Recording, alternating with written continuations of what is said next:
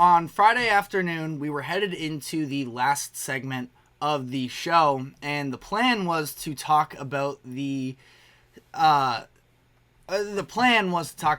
Seattle Mariners trading for Randy Arozarena, but we got a little bit detracted there because of the fact that we had the breaking news that the Dolphins were signing Tua Tagovailoa, so we didn't get to fully touch on that, but coming back around here, the Rays have made a number of different moves already, where it obviously started with Randy, but they've also traded even a bigger piece, I feel like at this point, in the 2024 season. They traded Isaac Paredes to the Chicago Cubs. They also offloaded Zach Eflin and Jason Adams. Yandy Diaz has been one of the hotter names in terms of trade conversations now. So the Rays, despite being, at the time, they were one game over 500. They were 52-51 when they traded Randy Arozarena. They've actually improved their record since then, marginally, with a series win over the weekend. They're now 54-52.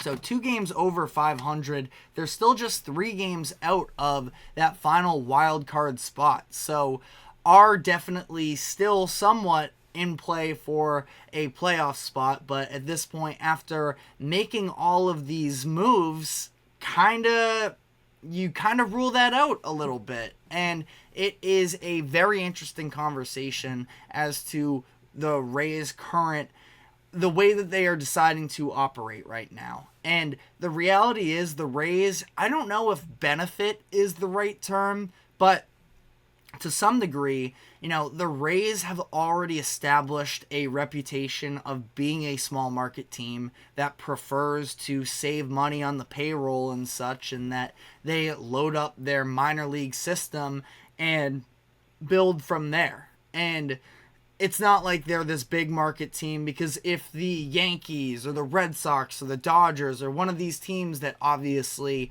are sort of at the top in terms of market value, or at least perceived market value, we all know the Red Sox aren't really treating themselves like that quite as much lately, but if they were sort of more on the radar from a national perspective, they would be getting killed, I think, any one of them, for selling off like this while still in a playoff race. But at the same time, the Rays are just, again, their reputation almost is already that they are one of the cheaper teams, and that it's not necessarily how they operate is, buying big at a trade deadline or anything like that. And the way that things are currently structured in the MLB, with now this expanded playoffs with the addition of the third wild card spot, we see all of these MLB teams that are sort of hesitant to sell off because of the fact that everybody sort of feels like they are in play. Like, you go across the majority of divisions in the MLB, if you are in that top 3 of, sometimes even top 4 of your division, you probably feel like you have a good chance to make the playoffs. So that's why the term that this is now a seller's market in the MLB has been so prominent, and it is pretty on par, I feel like, for the Rays to be the team that sort of takes all of that into consideration, and they are selling off. And as a result, they unload a couple former All-Stars, and they are trying to sort of retool themselves. At this point, again, they're 2 games over 500, but the Rays do have a run differential of -50. And I think it's safe to say that if the Rays were to go on any sort of a postseason run, even to make it to the ALCS, that would come as a surprise to just about everybody. So, and that's this, I'm saying this in reference to even before they made all of these deals. So it's a little bit, you can make an argument definitely that it's a little bit of a loser mentality, but the Rays did their evaluation of where they currently stand, how they feel about their team. They know that, again, despite the fact that they're 2 games over 500, they are still 4th in the division. And they just understand that the way that things are currently playing out for them, they may just be better off of sort of pressing that reset button. And that's what they decided to do. And part of that deal was, the Randy Arozarena deal is one thing as well, where I thought it was a pretty decent return for the most part.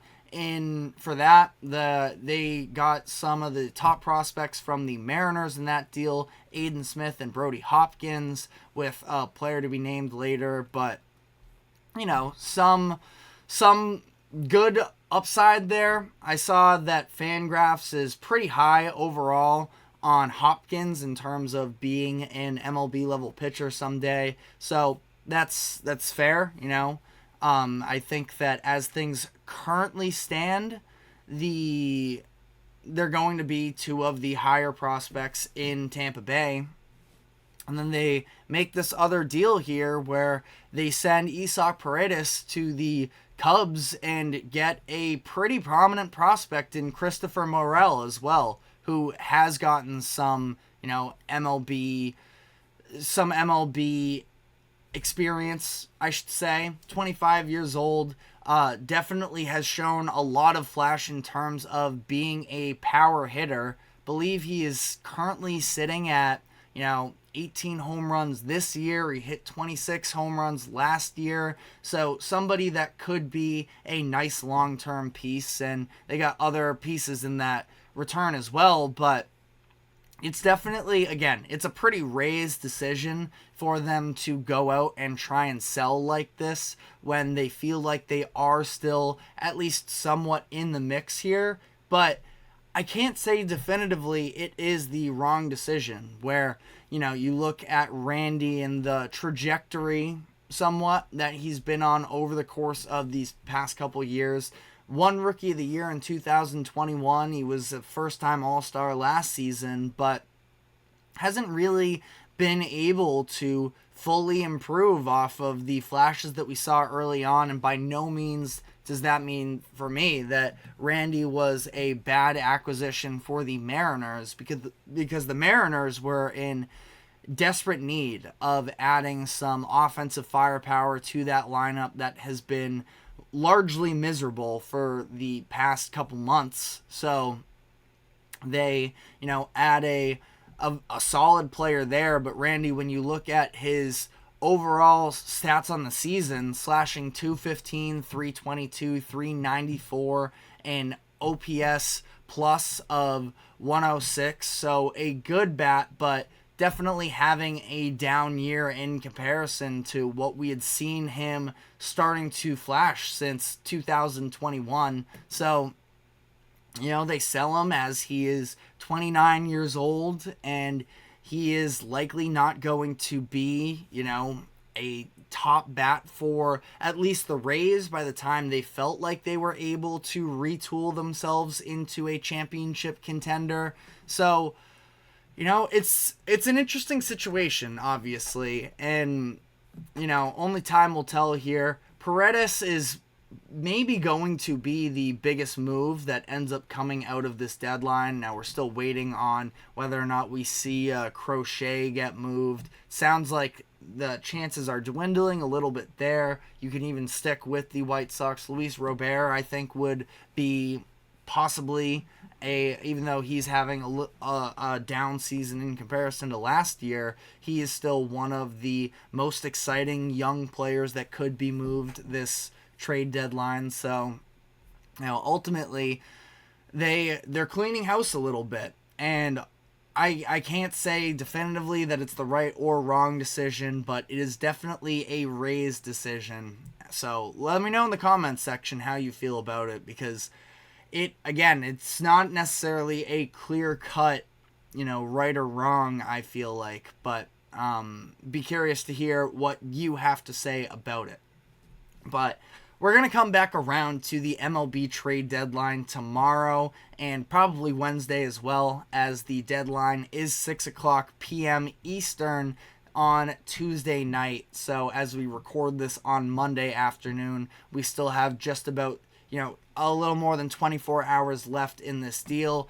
as we're recording here. I know there are some trades breaking, so we're going to sort of go big picture here in an overall recap of the trade deadline as things progress. But we're going to be taking our final break of the show now, and when we come back on the other side, we are going to be coming back around to the NFL, and we will be previewing the upcoming season for the Jacksonville Jaguars. So stick with us, and we will be right back after this quick break.